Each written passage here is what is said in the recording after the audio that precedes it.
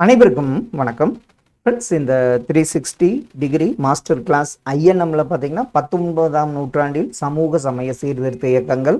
இதில் அந்த இயக்கங்கள் ரொம்ப முக்கியம். அதை தோற்றுவித்தவர்கள் யார், எந்த ஆண்டு தோற்றுவிக்கப்பட்டது, தோற்றுவித்த இடம், இது மாதிரி கேள்விகள்லாம் ஒரு 360 டிகிரியில் பார்த்துட்டு ஒரு 90 வினாக்களை நம்ம குயிக் ரிவிஷனாக பார்த்துடலாம் வாங்க. சமூக சமய சீர்திருத்த இயக்கங்கள் 19ஆம் நூற்றாண்டில் அந்த சீர்திருத்த இயக்கங்களை நம்ம முக்கியமாக வகைப்படுத்தலாம். அது எதுன்னு பார்த்தீங்கன்னா சமயம் சார்ந்த சீர்திருத்த இயக்கங்கள். இதில் பிரம்ம சமாஜம், பிரார்த்தனை சமாஜம், அலிகார் இயக்கம் இது மாதிரி வரும். புத்தெழுச்சி இல்லதுன்னா மீட்டெடுப்பு இயக்கங்கள், ஆரிய சமாஜம், ராமகிருஷ்ண மிஷன், தியோபந்து இயக்கம், இதெல்லாம் பார்த்திங்கன்னா மீட்டெடுப்பு இயக்கங்கள் அல்லது புத்தெழுச்சி இயக்கங்களாக சொல்லலாம். சாதி பாகுபாடுகளை எதிர்த்த தலைவர்கள் அந்த அவங்களுடைய மண்டலம் எங்கெங்க, புனேயில் பார்த்திங்கன்னா ஜோதிபா பூலே, கேரளாவில் நாராயணகுரு ஐயன்காடி, தமிழகத்தில் ராமலிங்க அடிகளார், வைகுண்டோ சுவாமிகள், அயோத்தியதாசர், இவங்கெல்லாம் சாதிய பாகுபாடுகளை எதிர்த்த தலைவர்கள். அவங்க எதிர்த்த இடங்களையும் நம்ம பார்த்தோம். இந்த தலைவர்களையும் இயக்கங்களையும் ஒரு 360 டிகிரியில் நம்ம பார்க்க போகிறோம். பிரம்ம சமாஜம், இதில் முக்கியமான கேள்வி பார்த்திங்கன்னா பிரம்ம சமாஜத்தை தோற்றுவித்தவர் யார்? பிரம்ம சமாஜத்தை தோற்றுவித்தவர் ராஜாராம் மோகன் ராய். இவருடைய தாய்மொழி என்னன்னு பார்த்தீங்கன்னா வங்காள மொழியாகும். ராஜாராம் மோகன் ராய் இவர் அரபி, சமஸ்கிருதம், பாரசீகம், ஆங்கிலம் இந்த மொழிகளெல்லாம் புலமை பெற்றிருந்தார். இவருடைய கோட்பாடுகளாக பார்த்திங்கன்னா ஒரு கடவுள் கோட்பாடு, உருவ வழிபாடு எதிர்ப்பு போன்ற கருத்துக்களின் தாக்கங்களை பெற்றிருந்தவர் ராஜாராம் மோகன் ராய். இவரோட சீரிய முயற்சியால் தான் என்ன பண்ணுறாரு, வில்லியம் பெண்டிங் பிரபு 1829ஆம் ஆண்டு சதி, அதாவது உடன்கட்டை ஏறும் பழக்கம் ஒழிப்பு சட்டத்தை கொண்டு வந்தார். இது டிஎன்பிஎஸ்சி எழுதினவங்களுக்கு தெரியும், அடிக்கடி கேட்கப்பட்ட ஒரு கேள்வி. யாரோட சீரிய முயற்சி, யார் கொண்டு வந்தாங்க? வில்லியம் பெண்டிங் பிரபு 1829 இந்த சதி ஒழிப்பு சட்டத்தை கொண்டு வந்தார். பள்ளி கல்லூரிகளில் ஆங்கில கல்வி மற்றும் மேலை நாட்டு அறிவியலை கொண்டு வர ஆதரவு தெரிவித்தவர் ராஜாராம் மோகன் ராய். 1828 ஆகஸ்ட் 20 அன்று கல்கத்தாவில் ஒரு கோவிலை நிறுவினார். அது உருவங்கள் இல்லாத ஒரு கோவில். 1833ஆம் ஆண்டு ராஜாராம் மோகன் ராய் இயற்கை எழுதினார். இவருக்கு பிறகு இவருடைய பணிகளை தொடர்ந்தவர் யார்? இது முக்கியமான கேள்வி. தேவேந்திரநாத் தாகூர். ரவீந்திரநாத் தாகூரின் தந்தை தான் தேவேந்திரநாத் தாகூர். ராஜாராம் மோகன் ராய்க்கு பின்பு பணிகளை தொடங்கியவர் தேவேந்திரநாத் தாகூர். 1857 பார்த்தீங்கன்னா கேசவ சந்திரசன் பிரம்ம சமாஜத்தில் இணைந்தார். இவர் கிறிஸ்துவ மதத்தில் பெருமளவு கவரப்பட்டவர் கேசவ சந்திரசன் ஆவார். 1866 கேசவ சந்திரசன் சமாஜத்தில் இருந்து விலகி புதிய அமைப்பை தொடங்கினார். கேசவ சந்திரசன் விலகிய பின்பு தேவேந்திரநாத் தாகூரின் அமைப்பு ஆதி பிரம்ம சமாஜம் என்று அழைக்கப்பட்டது. அப்போ ராஜாராம் மோகன் ராய் இறந்த பின்பு வந்தவர் தேவேந்திரநாத் தாகூர். 1857 கேசவ சந்திரசன் வர்றாரு. ஆனால் இவர் கிறித்துவ மதத்தில் பெருமளவு கவரப்பட்டவர். 1866 கேசவ சந்திரசன் பிரம்ம சமாஜத்தில் இருந்து விலகி ஒரு புதிய அமைப்பை தொடங்குறாரு. கேசவ சந்திரசன் விலகிய பின்பு தேவேந்திரநாத் தாகூரின் அமைப்பு ஆதி பிரம்ம சமாஜம் என்று அழைக்கப்பட்டது. அடுத்தவர் பார்த்திங்கன்னா ஈஸ்வர சந்திர வித்யாசாகர். சமூகத்தை திருத்துவதற்கு இந்து மறை நூல்களே முற்போக்கானவை என்று கூறியவர் ஈஸ்வர சந்திர வித்யாசாகர். நவீன வங்காள உரைநடையின் முன்னோடி என்று அழைக்கப்பட்டவர் ஈஸ்வர சந்திர வித்யாசாகர். இவருடைய முயற்சியால் 1856 விதவை மறுமண சட்டம் இயற்றப்பட்டது. இவருடைய முயற்சியால் திருமண வயது சட்டங்கள் ஒவ்வொரு ஆண்டுலையும் திருமண வயது சட்டங்களாக வந்தது. 1860 திருமண வயது சட்டம் 10 வயதாக இருந்தது. 1891 திருமண வயது சட்டம் 12 வயதாகவும், 1925 திருமண வயது சட்டம் 13 வயது. அதுவும் பார்த்திங்கன்னா ஒரு காகித அளவிலே அந்த 1925 திருமண வயது சட்டம் அமைந்தது. அடுத்தது பார்த்திங்கன்னா பிரார்த்தனை சமாஜம், ஆரிய சமாஜம். பிரார்த்தனை சமாஜம் 1867 ஆத்மாராம் பாண்டுரங் என்பவரால் பம்பாயில் நிறுவப்பட்டது. இதன் 2 மேன்மை மிகு உறுப்பினர்களாக இருந்தவர்கள் பார்த்திங்கன்னா ஆர்.சி. பண்டர்கர் மற்றும் நீதிபதி மகாதேவ் கோவிந்த ரானடே, எம்ஜி ரானடேன்னு சுருக்கமாக சொல்லுவோம். இவங்க 2 பேர் தான் அந்த பிரார்த்தனை சமாஜத்தில் முக்கிய 2 மேன்மை மிகு உறுப்பினர்களாக இருந்தனர். எம்ஜி ரானடே அவர் உருவாக்கிய முக்கிய அமைப்புகள் என்னென்ன? விதவை மறுமண சங்கத்தை 1861ஆம் ஆண்டும், புனே சர்வஜனிக் சபாவை 1870ஆம் ஆண்டும், தக்கான கல்விக் கழகத்தை 1884ஆம் ஆண்டும் அமைத்தவர் மகாதேவ் கோவிந்த ரானடே, அதாவது எம்ஜி ரானடே அவர்கள். இதில் பிரார்த்தனை சமாஜத்தை உருவாக்கியவர் யாருங்கிறது கேள்வி. ஆண்டுகள், அதே மாதிரி விதவைகள் மறுமண சங்கம், புனே சர்வஜனிக் சமா, தக்கான கல்விக் கழகம், இதெல்லாம் உருவாக்கப்பட்ட ஆண்டுகள் என்னங்கிறதையும் நோட் பண்ணி வைங்க. ஆரிய சமாஜம் பஞ்சாபில் சீர்திருத்த இயக்கங்களுக்கு தலைமை ஏற்றது ஆரிய சமாஜம். இதை தொடங்கி வைத்தவர் யாருன்னு பார்த்தீங்கன்னா சுவாமி தயானந்த சரஸ்வதியால் தொடங்கப்பட்டது. 1875ஆம் ஆண்டு தான் ஆரிய சமாஜம் தொடங்கப்பட்டது. அந்த ஆண்டு முக்கியம். இவர் எழுதிய புகழ்பெற்ற நூல் சத்யார்த்த பிரகாஷ். இந்நூல் ஒரு கடவுள் வழிபாடு, உருவ வழிபாடு எதிர்ப்பு, பிராமணர் மேலாதிக்கம் போன்ற நேர்மறை கொள்கைகளை பட்டியலிடுகிறது. இந்த ஆரிய சமாஜம் வேதங்களுக்கு திரும்புவோம் என்று முழங்கியவர் சுவாமி தயானந்த சரஸ்வதி. அடிக்கடி கேட்கப்பட்ட கேள்வி. மாற்று மதத்திற்கு மாறிய இந்துக்களை மீண்டும் இந்து மதத்திற்கு கொண்டு வர சுத்தி, அதாவது சுத்தகரிப்பு சடங்கு எனும் சடங்கை வகுத்து கொடுத்தது ஆரிய சமாஜம். இதுவும் முக்கியமான கேள்வி. ஆங்கிலோ வேத பள்ளிகள் டிஏவி ஸ்கூல்ஸ் நிறுவிய அமைப்பு ஆரிய சமாஜமாகும். தயானந்த சரஸ்வதிக்கு பின்னர் அமைப்பை தலைமையேற்று நடத்தியவர் சுவாமி ஸ்ரத்தானந்தா அவர்கள். 1893 தூய்மை கோட்பாடு என்ற கருத்து முரண்பாட்டால் ஆரிய சமாஜம் என்னாகுது? 2ஆக பிரியது. அப்போ தயானந்த சரஸ்வதிக்கு பின்னவர் வந்தவர் யாருங்கிறது முக்கியமான கேள்வி, அடிக்கடி கேட்டிருக்காங்க. எந்த கோட்பாடால் ஆரிய சமாஜம் 2ஆக பிரிந்ததுன்னா தூய்மை கோட்பாடு பிரிந்த ஆண்டு 1893ஆம் ஆண்டு. ஆரிய சமாஜம் தோற்றுவிக்கப்பட்ட ஆண்டு 1875. இதுவும் முக்கியமான பாயிண்ட். அடுத்தது பார்த்தீங்கன்னா ராமகிருஷ்ண மிஷன் மற்றும் பிரம்மஞான சபை.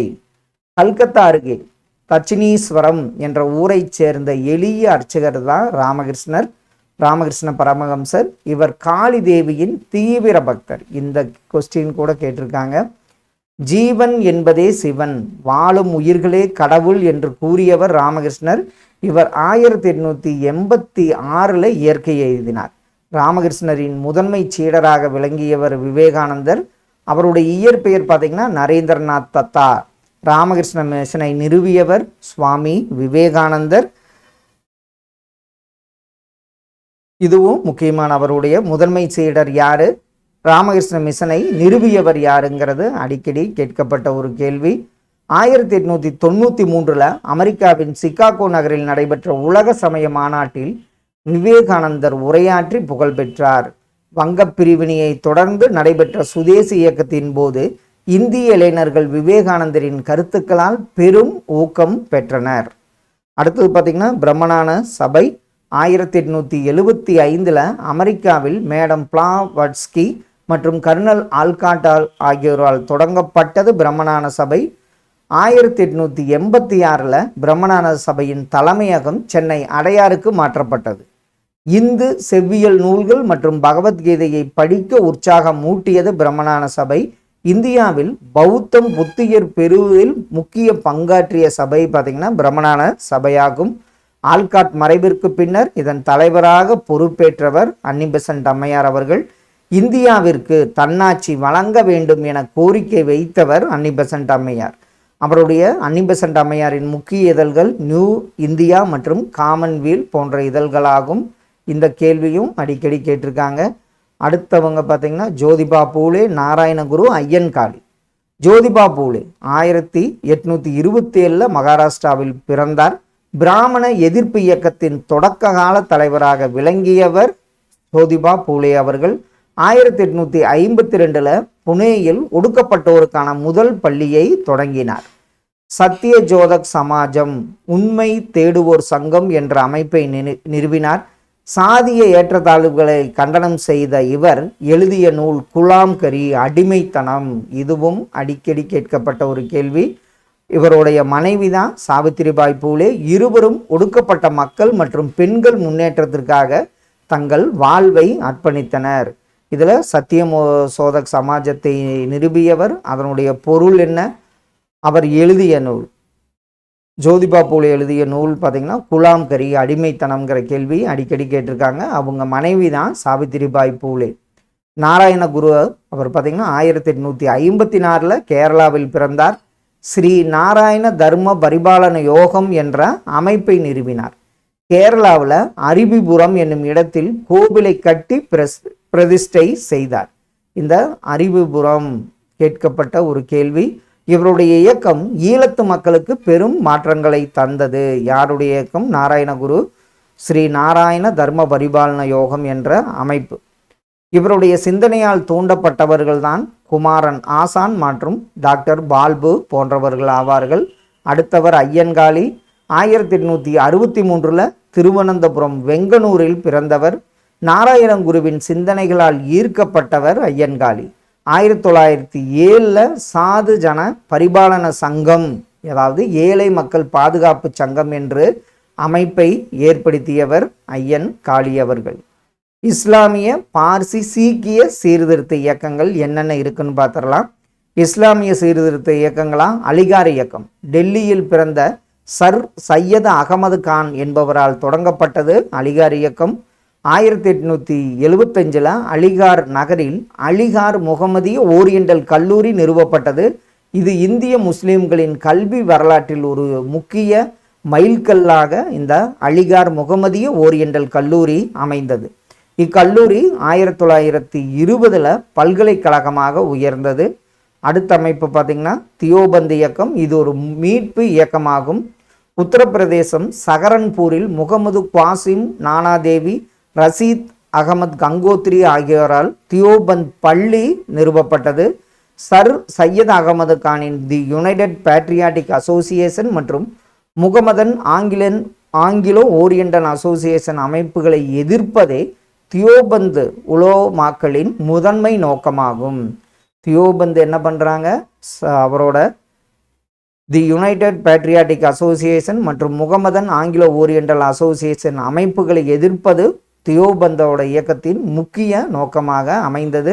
தியோபந்த் இயக்கங்கிறது ஒரு மீட்பு இயக்கம். அடுத்தது பார்சி சீர்திருத்த இயக்கம். இது சமய கொடுமையிலிருந்து தப்பிக்க ஈரானிலிருந்து 10ஆம் நூற்றாண்டில் குடிபெயர்ந்த ஜெராஸ்ட்ரியர்களே பார்சிகளாவார்கள். மும்பையில் பர்துன்ஜி நவ்ரோஜி என்பவரால் பார்சிகளின் சீர்திருத்த சங்கம் மும்பையில் தொடங்கப்பட்டது. இதனோட முக்கிய தாரக மந்திரமாக அமைந்தது பார்த்திங்கன்னா ராஸ்ட் கோப்தார், உண்மை விளம்பி. அதாவது முக்கிய தாரக மந்திரம் உள்ள இதழ்ங்கிறது ராஸ்ட் கோப்தார், உண்மை விளம்பி என்பது பொருளாகும். தொடக்க கால காங்கிரஸில் முக்கிய பங்கு வகித்த பெரோசோ மேத்தா, தீன்சா வாச்சா ஆகியோர் இதன் முக்கிய தலைவர்களாக இந்த பார்சி சீர்திருத்த இயக்கத்தில் இருந்தனர். சீக்கியர் சீர்திருத்த இயக்கம். இது பார்த்திங்கன்னா நிரங்கரி இயக்கம், உருவமற்ற இறை வழிபாடு. பாபா தயால்தாஸ் என்பவரால் இந்த நிரங்கரி இயக்கம் தொடங்கப்பட்டது. சிலை வழிபாடு மறுப்பு. குருநானக்கின் தலைமையிலான ஆதி கிரந்தத்தை மதித்தல் இதன் கொள்கைகளாக விளங்கின. அடுத்த இயக்கம் பார்த்திங்கன்னா நாம்தாரி இயக்கம். பாபா ராம்சிங் என்பவரால் தொடங்கப்பட்டது. வாளை தவிர்த்து சீக்கிய அடையாளங்களை அணிய வற்புறுத்தியது நாம்தாரி இயக்கம். சீக்கிய மதத்தின் புனிதத்தை மீட்டெடுக்க சிங் சபா அமைக்கப்பட்டது. இதுவே அகாலி இயக்கத்தின் முன்னோடியாகும். சிங் சபா அமிர்தசரஸில் கால்சா கல்லூரி ஒன்றை நிறுவியது. அடிக்கடி கேட்கப்பட்ட கேள்வி. அப்போ பார்த்திங்கன்னா சீக்கியர் இயக்கத்தில் நிரங்கரி இயக்கம், நாம்தாரி இயக்கம், அடுத்தது சிங் சபா போன்றவை முக்கியமான இயக்கங்களாக உள்ளன. அடுத்தது பார்த்திங்கன்னா தமிழ்நாட்டில் சீர்திருத்தவாதிகளாக விளங்கியவர்கள் வள்ளலார், வைகுண்ட சுவாமிகள், அயோத்தியதாச பண்டிதர். ராமலிங்க சுவாமிகள் வள்ளலார் அவர்கள் காலம் பார்த்திங்கன்னா 1823 முதல் 1874 ஆண்டு வரை சிதம்பரம் அருகே உள்ள மருதூரில் பிறந்தவர் ராமலிங்க சுவாமிகள். ஜீவகாரண்யம், அனைத்து உயிர்களிடம் அன்பு காட்டுதல் என்பதை முதன்மையாக கொண்டவர் வள்ளலார். 1856 சமரச சுத்த சன்மார்க்க சத்திய சங்கத்தை நிறுவினார். இது பின்னால் சமரச வேத சன்மார்க்க சங்கமாக மாறியது. வடலூரில் சத்தியஞான சபையை நிறுவினார். 1867 வடலூரில் பசிப்பினி போக்க அனைத்து மக்களுக்குமான இலவச உணவகத்தை நிறுவியவர் வள்ளலார் ஆவார். வள்ளலாரின் பாடல்கள் திருவருட்பா என தொகுக்கப்பட்டன. ஆனால் பழமை வாய்ந்த சைவர்கள் இப்பாடல்களை மருட்பா என்று அழைத்தனர். மருட்பான்னா அறியாமையின் பாடல்கள் என்று விமர்சித்தனர். அடுத்தவர் வைகுண்ட சுவாமிகள். இவருடைய காலம் 1859 முதல் 1851 வரை. கன்னியாகுமரி சாமித்தோப்பு, அதாவது சாஸ்தா கோவில் விலை என்ற பகுதியில் பிறந்தவர் வைகுண்ட சுவாமிகள். இவருடைய இயற்பெயர் என்னன்னு பார்த்தீங்கன்னா முடிசூடும் பெருமாள். பெற்றோர் வைத்த பெயர் முத்துக்குட்டி என்பதாகும். ஆங்கில ஆட்சியை வெள்ளை பிசாசுகளின் ஆட்சி என்றும், திருவிதாங்கூர் அரசரின் ஆட்சியை கருப்பு பிசாசுகளின் ஆட்சியும் என்று கடுமையாக விமர்சித்தவர் யாருன்னு பார்த்தீங்கன்னா வைகுண்ட சுவாமிகள் ஆவார். 1833 தியானத்தை தொடங்கினார். சமத்துவ சமாஜம் என்ற அமைப்பை நிறுவியவர் வைகுண்ட சுவாமிகள். மக்கள் இவரை ஐயா என்று அழைத்தனர். இவருடைய வழிபாடு ஐயா வழி இல்லைன்னா ஐயா வழிபாடு என அழைக்கப்பட்டது. இவருடைய கருத்துக்கள் தொகுக்கப்பட்ட நூல் தான் அகில திரட்டு என்று அழைக்கப்பட்டது. இது அடிக்கடி கேட்கப்பட்ட ஒரு கேள்வி. அடுத்தவர் அயோத்தியதாச பண்டிதர். தமிழ், ஆங்கிலம், சமஸ்கிருதம் ஆகிய மொழிகளில் புலமை பெற்றவர் அயோத்தியதாசர். இவர் ஒரு சித்த மருத்துவர், அறிஞர், பத்திரிகையாளர் என்ற பன்முகத்தன்மையை கொண்டவர். ஒடுக்கப்பட்டவர்களுக்கு பள்ளிகள் திறக்க உந்து சக்தியாக திகழ்ந்தவர் அயோத்தியதாசர். அத்வைதானந்த சபா என்ற அமைப்பை நிறுவியவர் யாருன்னு பார்த்தீங்கன்னா அயோத்தியதாச பண்டிதர் ஆவார். 1882 ஜான் திரவியம் என்பவருடன் இணைந்து திராவிடர் கழகம் என்ற அமைப்பை உருவாக்கியவர் அயோத்தியதாசர் ஆவார். 1885 திராவிட பாண்டியன் என்ற இதழை தொடங்கினார். 1891 திராவிட மகாஜன சபை என்ற அமைப்பை தொடங்கினார். இதன் முதல் மாநாடு நீலகிரியில் நடைபெற்றது. கேட்கப்பட்ட ஒரு கேள்வி. 1907 முதல் 1914 வரை ஒரு பைசா தமிழன் என்ற வாராந்தர இதழை நடத்தியவர் அயோத்தியதாசர். பிரம்மஞான சபையின் ஆள்காட் தாக்கத்தால் 1898 இலங்கை சென்று பௌத்த மதத்தை தழுவியவர் அயோத்தியதாசர்.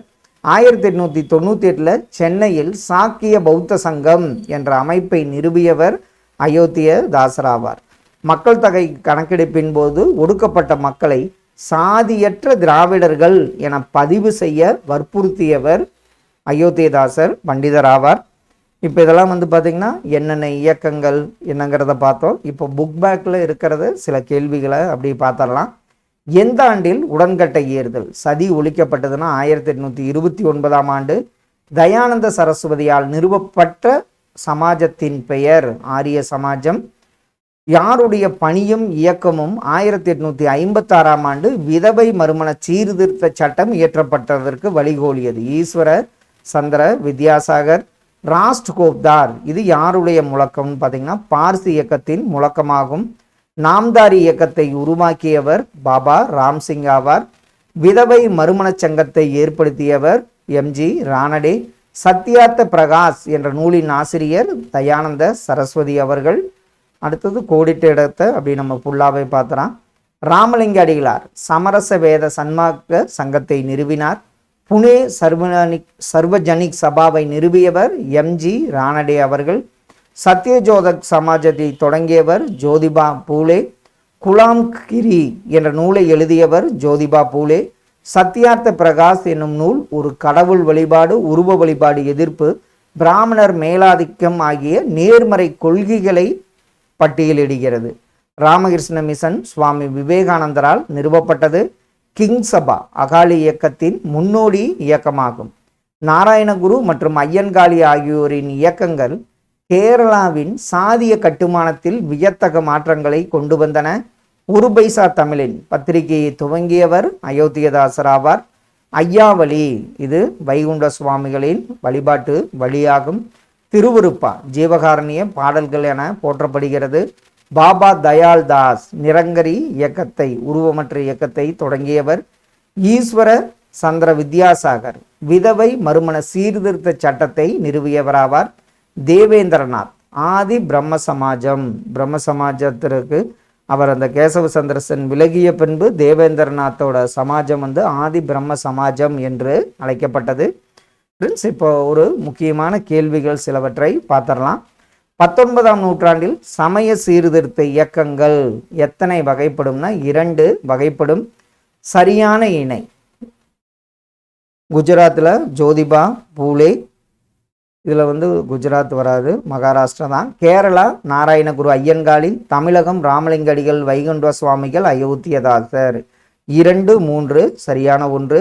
ராஜாராம் மோகன் ராய் கீழ்கண்ட எந்த மொழிகளில் புலமை பெற்றிருந்தார்? இவர் வங்காளம், சமஸ்கிருதம், ஆங்கிலம், அரபி, பாரசீகம் அனைத்து மொழிகளிலுமே புலமை பெற்றிருந்தார். கூற்று 1 பாருங்க. ராஜாராம் மோகன் ராய் பொருளற்ற சமய சடங்குகளையும் கேடுகளை விளைவிக்கும் சமூக மரபுகளையும் எதிர்த்தார். கூற்று 2 கடந்த காலத்துடனான தொடர்பை ராஜாராம் மோகன் ராய் பாதுகாக்க விரும்பவில்லை. இதில் கூற்று 1 சரி, கூற்று 2 தவறான ஒன்று தான். ராஜாராம் மோகன் ராய் கீழ்கண்ட எவற்றிற்கு எதிராக சட்டங்கள் இயற்றும்படி ஆங்கில அரசாங்கத்திற்கு விண்ணப்பித்தார்? இதில் உடன்கட்டை ஏறுதல், அடுத்தது குழந்தை திருமணம், பலதார மனம், விதவைகள் மறுமணம் என்பது தவறு தான். ஆப்ஷன் பி தான் இதற்கு சரியான ஒன்று. எந்த ஆண்டு தலைமை ஆளுநர் வில்லியம் பெண்டிங் சதி என்னும் உடன்கட்டை ஏறும் பழக்கத்தை ஒழித்து சட்டம் இயற்றினார்னா 1829ஆம் ஆண்டு.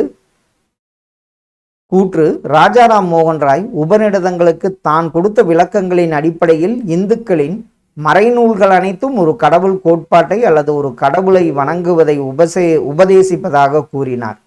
கூற்று 2 ராஜாராம் மோகன் ராய் பள்ளிகளிலும் கல்லூரிகளிலும் ஆங்கில கல்வியும் மேலை நாட்டு அறிவியலும் அறிமுகம் செய்வதை எதிர்த்தார். இதில் பார்த்தீங்கன்னா கூற்று 1 சரி, கூற்று அதெல்லாம் மேலை நாட்டு கல்வி வேணும்னு தான் சொல்லுவார். கூற்று 2 தவறான ஒன்று. ராஜாராம் மோகன் ராய் 1828 பிரம்ம சமாஜத்தை நிறுவி எந்த நாள் கல்கத்தாவில் ஒரு கோவிலை கட்டினார்? எந்த நாள்னு பார்த்தோம், ஆகஸ்ட் 20. கூற்று 1 பிரம்ம சமாஜம் உருவ வழிபாட்டை தவிர்த்ததோடு பொருளற்ற சமய சடங்குகளையும் சம்பிரதாயங்களையும் எதிர்த்தது. கூற்று 2 தொடக்க முதலாக பிரம்ம சமாஜத்தின் கருத்துக்கள் கற்றறிந்த மேதைகள், கல்வியறிவு பெற்ற வங்காளிகள் என்றளவில் மட்டுமே செயல்பட்டது. இதில் கூற்று 1 தவறு, கூற்று 2 தான் சரியான ஒன்று. ராஜாராம் மோகன் ராய் எந்த ஆண்டு இயற்கையை எய்தினார்? அவை இயற்கை எய்திய ஆண்டு 1833. தேவேந்திரநாத் தாகூர் நம்பிக்கை பற்றிய எத்தனை கொள்கைகளை முன்வைத்தார்? அவர் நம்பிக்கைகளை பற்றிய 4 கொள்கைகளை முன்வைத்தார். கேசவ சந்திர சென் பிரம்ம சமாஜத்தில் இணைந்த ஆண்டு எப்போ பார்த்தோம்? 1857. 866 விலகிடுவார். எந்த ஆண்டு பிரம்ம சமாஜத்தின் உறுப்பினர்களிடையே பிளவு ஏற்பட்டதால் கேசவ சந்திர சென் சமாசத்திலிருந்து விலகி புதிய அமைப்பொன்றை தொடங்கினார்? அது 1886. 1886 பிரம்ம சமாஜ உறுப்பினர்களிடையே பிளவு ஏற்பட்டத போது தேவேந்திரநாத் தாகூரின் அமைப்பு என்னவென அழைக்கப்பட்டது? ஆதி பிரம்ம சமாஜம் என்ற பெயரில் அழைக்கப்பட்டது. ராஜாராம் மோகன் ராயும் மற்றவர்களையும் சமூகத்தை திருத்துவதற்கு மேலை நாட்டு பகுத்தறிவு சிந்தனைகளின் துணையை நாடிய போது எந்த இந்து மறை நூல்களே முற்போக்கானவை என வாதிட்டவர்? யார் இந்து மறை நூல்களே அப்படின்னு பார்த்தீங்கன்னா ஈஸ்வர சந்திர வித்யாசாகர்னு பார்த்தோம். நவீன வங்காள உரைநடையின் முன்னோடி என்ற போற்றப்பட்டவர் ஈஸ்வர சந்திர வித்யாசாகர் ஆவார். கூற்று 1 பாருங்க. பெண் கல்வியை மேம்படுத்துவதில் முக்கிய பங்காற்றியவர் ஈஸ்வர சந்திர வித்யாசாகர். பெண்களுக்கான பள்ளிகள் நிறுவப்பட உதவிகள் செய்தார். கூற்று 2 ஈஸ்வர சந்திர வித்யாசாகர் இந்து சமூகத்தில் குழந்தை பருவத்திலேயே விதவைகளான சிறுமிகளின் வாழ்வை மேம்படுத்துவதற்காக தனது முழு வாழ்வையும் அர்ப்பணித்தார். இதில் பார்த்தீங்கன்னா கூற்று 1, 2 இரண்டுமே சரியான ஒன்று தான். பண்டித ஈஸ்வர சந்திர வித்யாசாகர் தலைமையேற்று இயக்கத்தின் விளைவாய் எந்த ஆண்டு மறுமண சீர்திருத்த சட்டம் இயற்றப்பட்டது? அது எந்த ஆண்டுன்னு பார்த்தோம்? 1856. திருமண வயது சட்டம் முதல் முறையாக இயற்றப்பட்ட போது அப்போ வயது 10. எந்த ஆண்டுன்னு பார்த்தீங்கன்னா 1860ஆம் ஆண்டு. திருமண வயது சட்டத்தின் திருமணத்திற்கான வயது 12ஆக உயர்த்தப்பட்ட ஆண்டு 12ஆக 1891ஆம் ஆண்டு உயர்த்தப்பட்டது. பிரம்ம சமாஜத்துக்கு இணையாக பம்பாயில் எந்த ஆண்டு பிரார்த்தனை சமாஜம் உருவாக்கப்பட்டது? 1867ஆம் ஆண்டு. பிரார்த்தனை சமாஜத்தை நிறுவியவர் ஆத்மாராம் பாண்டுரங் என்பவர் ஆவார். சரியான இணை இதில் அப்படியே ஆப்ஷனில் பாருங்க. விதவை மறுமணச் சங்கம் 1861, புனே சர்வஜனிக் சமா 1870, தக்கான கல்விக் கழகம் 1882 என்பது தவறு. 1, 2 தான் சரியான ஒன்று. குலாம்கரி அடிமைத்தனம் என்பது யாருடைய நூல்? இது முக்கியமானது, ஜோதிபா பூலே நூலாகும்.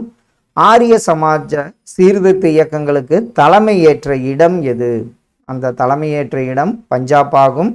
சத்யார்த்த பிரகாஷ் என்னும் நூலை எழுதியவர் யார்? தயானந்த சரஸ்வதி அவர்கள். வேதங்களுக்கு திரும்புவோம் என்பது எந்த அமைப்புடைய முழக்கம்? அது ஆரிய சமாஜத்தின் முழக்கமாகும். கூற்று 1 பாருங்க. குழந்தை திருமணம், விதவை மறுமணத்திற்கு மறுப்பு போன்ற பழக்கங்களும் அயல்நாடு சென்றால் தீட்டு என்று சொல்லப்படுதலும் மறை நூல்களால் ஏற்றுக்கொள்ளப்படவில்லை என தயானந்த சரஸ்வதி அறிவித்தார். தயானந்த சரஸ்வதி முன்வைத்த நேர்மறையான கொள்கைகள் கட்டுப்பாடான ஒரு கடவுள் வழிபாடு, உருவ வழிபாட்டை நிராகரித்தல், பிராமணர் மேலாதிக்கம் செலுத்தும் சடங்குகள், சமூக நடைமுறைகள் ஆகியவற்றை மறுத்தல் என்பனவாகும். இதில் பார்த்தீங்கன்னா கூற்று 1, 2 இரண்டுமே சரின்னு தான் பார்த்தோம். எதிர்மாற்றம் என்பது எந்த அமைப்புடைய முக்கிய குறிக்கோள்? எதிர்மாற்றம் இது ஆரிய சமாஜத்தின் முக்கிய குறிக்கோளாக அமைந்தது. தூய்மை கோட்பாடு குறித்த கருத்து முரண்பாட்டால் ஆரிய சமாஜம் 2ஆக பிரிந்த ஆண்டு, அந்த ஆண்டு 1893ஆம் ஆண்டாகும். ஃப்ரெண்ட்ஸ், இந்த வீடியோ பதிவில் நம்ம 19ஆம் நூற்றாண்டில் சமூக சமய சீர்திருத்த இயக்கங்கள் தொடர்பான ஒரு 360 டிகிரி கிளாஸையும் மாஸ்டர் கிளாஸையும் ஒரு முக்கியமான 30 கேள்விகள் பார்த்தோம். இதெல்லாம் நம்ம ரிவிஷன் கொடுக்குறப்ப இந்த இயலில் இந்த லெசனில் பார்த்திங்கன்னா ரொம்பவே முக்கியமான கேள்விகளாக இருக்கும். அதெல்லாம் கண்டிப்பாக பார்ப்போம். Thank you for your support.